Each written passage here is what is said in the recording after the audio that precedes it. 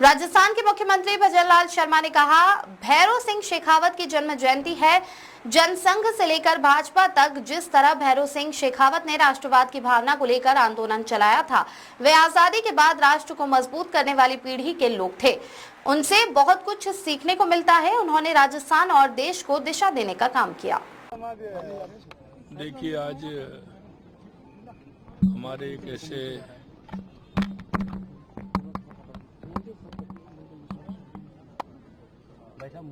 श्रद्धेय माननीय भैरव सिंह शेखावत जी की जन्म जयंती है और आप सभी जानते हैं कि जनसंघ से लेकर के भारतीय जनता पार्टी में जिस तरह से माननीय भैरव सिंह शेखावत जी ने जो इस विचार को लेकर के, एक राष्ट्रवाद की भावना को लेकर के जो उन्होंने एक आंदोलन चलाया था और एक राजनीतिक दृष्टि से अगर हम कहें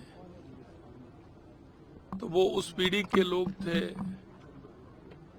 आजादी के बाद इस राष्ट्र को किस तरह से मजबूत हो, गरीब कैसे आगे बढ़े, हर व्यक्ति को समानता का भाव कैसे मिले।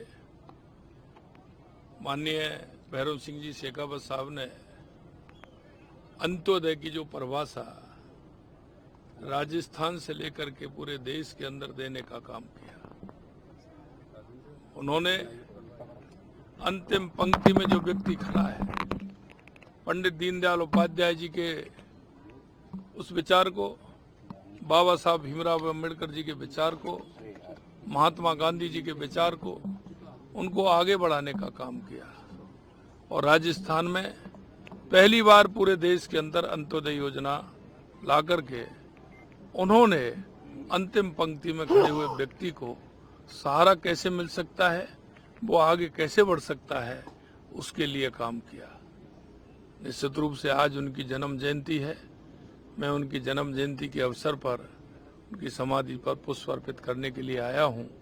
हमें माननीय भैरव सिंह जी शेखावत जी से बहुत कुछ सीखने को मिलता है और मैं कहना चाहता हूं, उनकी कई किताबें हैं जिन्होंने उनके वर्णन को अगर आप पढ़ेंगे तो आप देखेंगे कि उनकी सोच कितनी बड़ी थी और उस सोच के आधार पर वो राजस्थान को और देश को जो उन्होंने दिशा दी, निश्चित रूप से वो स्मरणीय है।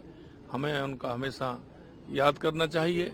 और मैं आज के समय पर इतना ही कहूँगा कि भैरव सिंह शेखावत जी ने इस राष्ट्र को, प्रदेश को और एक दिशा देने का काम किया और हमारे जनसंघ से लेकर के भारतीय जनता पार्टी को मजबूती देने का काम किया। आज ऐसे हमारे श्रद्धेय भैरव सिंह शेखावत जी का जन्मदिन है। बहुत बहुत धन्यवाद।